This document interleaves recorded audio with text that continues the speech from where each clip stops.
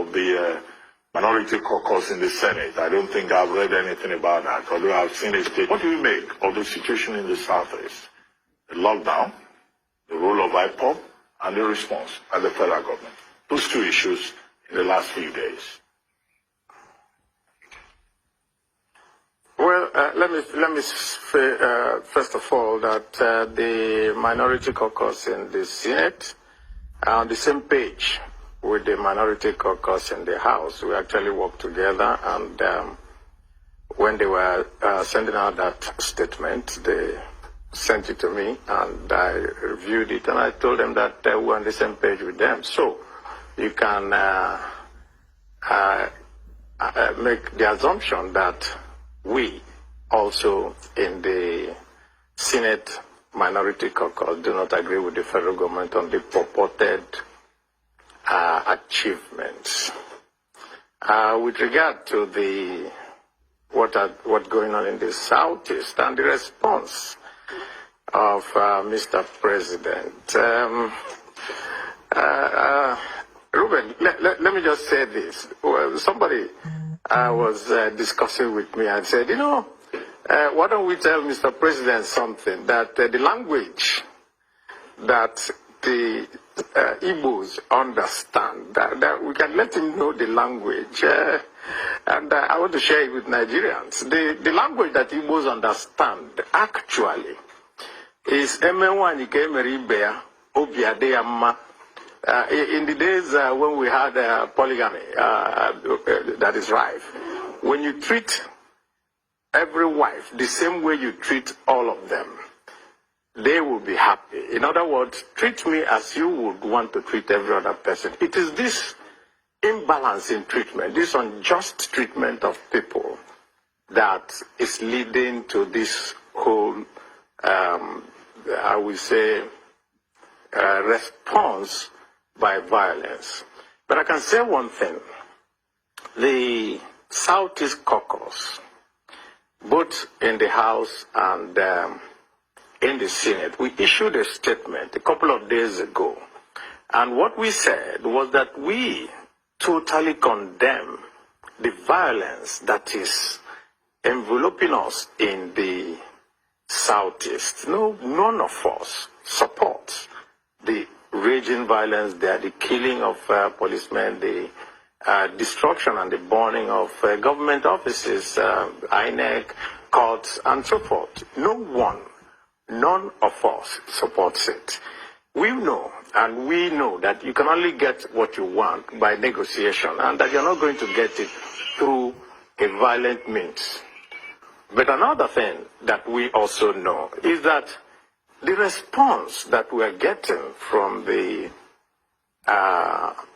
federal government does not seem to us to be a response that is calculated to douse tension and bring peace. When you threaten to visit on people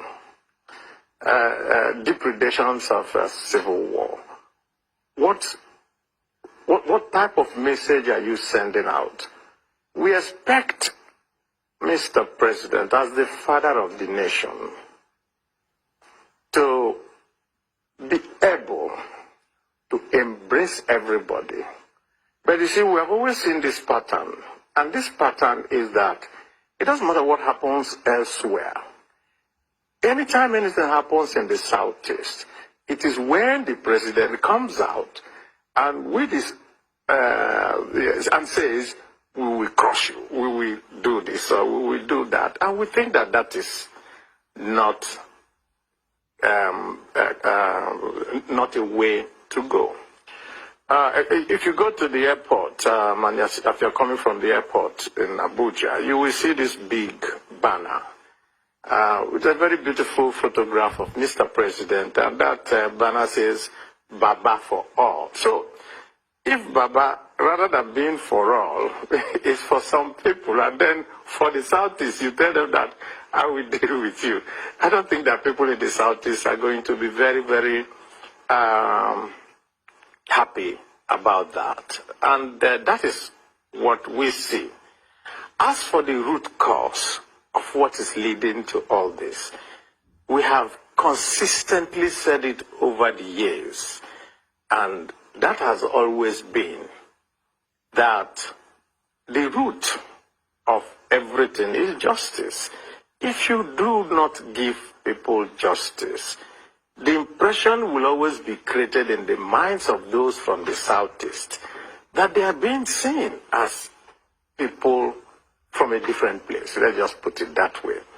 Because I remember that when we started shouting about the incursion of the herdsmen, the killer herdsmen coming into Nigeria, and coming down south to the Benue Plateau, and there's so much killings and all that. And we continue shouting, this, what's going on? And we were always being given very different reasons for which we should accommodate foreigners. And we couldn't understand it. And I remember that on the floor of the Senate, we all condemned it, and condemned it not just by those from the Southeast, but everyone. And so at this moment, where things have gotten to this point, to now see that it's only one part of the country, the Southeast, that is going to be visited with the might of the federal government, makes all of us, well, say that we could find a better way and a better path. And the only way we can do it is engagement with the people. We must engage. When the Southern governors met, they said, try to engage. Everybody has been saying, try to engage. When we're still waiting for that engagement. Well, we must engage. When the Southern governors met, Well, I was explaining the situation, the position of Igbos in Nigeria to a foreign friend of mine, and I used the phrase stepchildren is how Igbos are treated. So it's funny you should mention polygamy. I took it to a different level. But I want to play devil's advocate here and ask you if you feel personally threatened by what the president said as an Igbo man, or if he was actually referring, if that tough talk was targeted specifically at criminals causing unrest in the Southeast, because those are the people making Igbo women widows and Igbo children orphans when they go and murder police officers and murder innocent, peace-loving Igbos trying to just get along with their lives. Well, also in playing devil's advocate, let me also play the reverse to you. Was any threat made to all people in the Northeast, with all the killings going on there?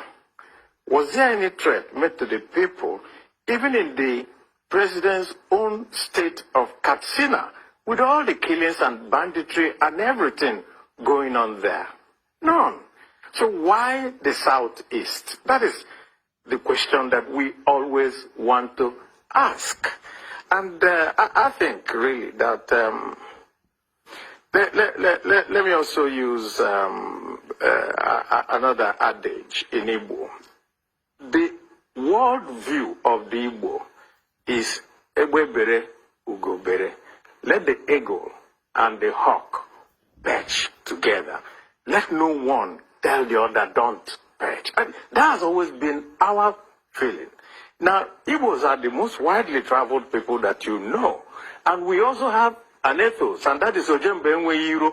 We cannot be angry with people because we also go out everywhere. So when this type of, I would say, personalization of the angst, what it tells us is something.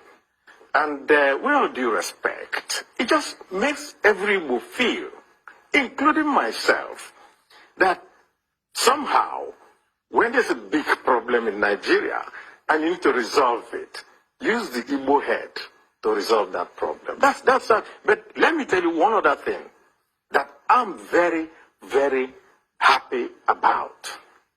And that is, when the Minister of Justice made the unfortunate statement about spare part traders, you saw Nigerians all come out and say, I'm a spare part trader. And that, of course, gladdened everybody's mind.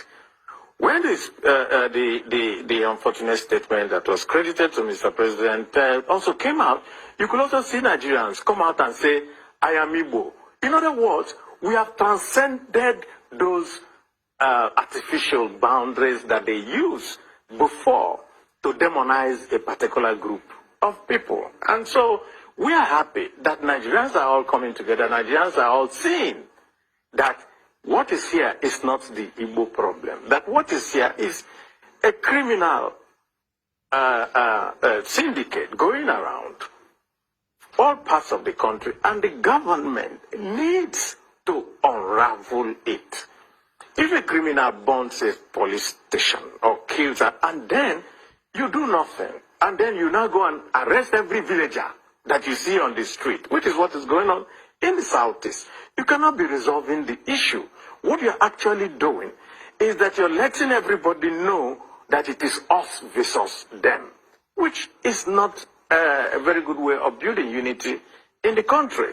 So we, in our statement, now said, let the Inspector General of Police and the other security agencies conduct in-depth investigations, bring people, try them, not to just round up youths that you see, conduct extrajudicial killings, and then say that, oh, you have resolved the issue. You don't. You actually push it on the ground, and it continues to fester. So we have been calling and calling for an engagement, a civil engagement that will resolve the issues bedeviling the country.